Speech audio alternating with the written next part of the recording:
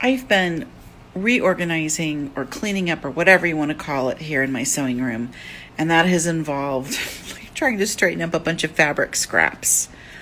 Let me show you one drawer that I got neat yesterday. I have this piece that's an origami craft cart, and I love it. It holds a ton of stuff, but every drawer needs to be cleaned out. And yesterday I did this one. This is all of my Ruby Star collection. These are my fat quarters, and then these were like other scraps.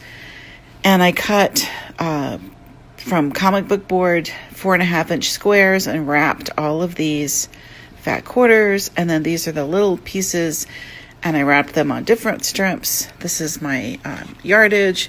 These are fat quarter bundles and other scraps. It's not perfect, but it's better than it was.